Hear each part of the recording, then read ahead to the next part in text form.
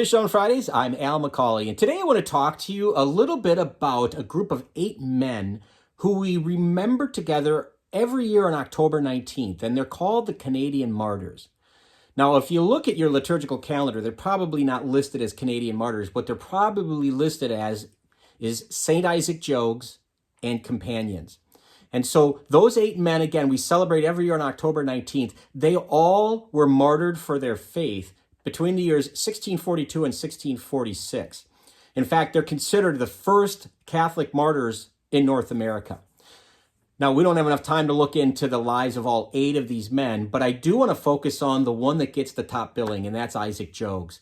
He's probably listed first because he was the first to pass away, to be martyred from all of those men. But hopefully this will be inspiring enough. His story will inspire you enough to say, you know what? I want to look into the other 7 guys. I want to find out what made them tick and the courage they had to live the way they did and to die the way they did. So, but again, let's take a step back and look at Isaac Jogues. He comes to North America in 1636. He's a Jesuit missionary, and he's going to settle in what we call today Canada. And he's going to settle among the Huron Indians, and he's going to baptize them and bring the faith to a lot of them. Unfortunately, the Iroquois are going to, in a warring situation, they're going to take over the Hurons, and they're not going to take too kindly to the Jesuit missionaries. And so Isaac is enslaved. He's captured and enslaved for 13 months. And during that time, just in the 13 months, he's brutally tortured. He faces illness. He faces starvation.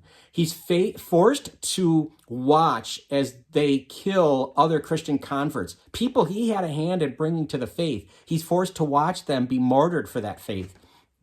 Just brutal. Probably among the most severe tortures he was faced with is his fingers were either cut off, burned off, or chewed off. And that's important for a little bit later in the story that we understand that. But the man had great courage to go through all of these different trials and tribulations and to emerge on the other side. At some point toward the end of this captivity, of this 13 months, he was able to escape and find passage back to France. And he was pretty much hailed as a hero because of what he did. They could see the disfiguring nature of his body, how he was disfigured, how he was tortured, and what he was willing to do for the faith. And so he was hailed as a hero. And after some time of convalescence, he heard of another group of missionaries that were going to head back to the same area. And he decided he wanted to go back and kind of finish the job, if you will. And so he wanted to go back as a priest, as missionary priest. The problem is he had his fingers were removed or cut off, or as I said, or burned off. And in order to say Mass, a priest needed his fingers. It was something called canonical digits. Did you have your digits or fingers in order to say Mass? So the Jesuit order had to appeal to the Pope.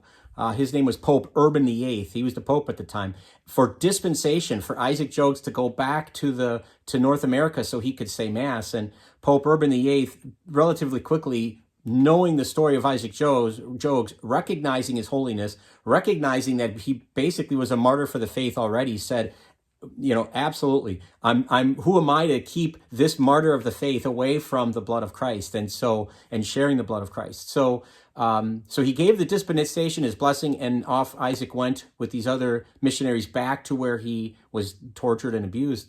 And unfortunately, in 1642, he was in the fields trying to evangelize, and he was tomahawked and then eventually beheaded.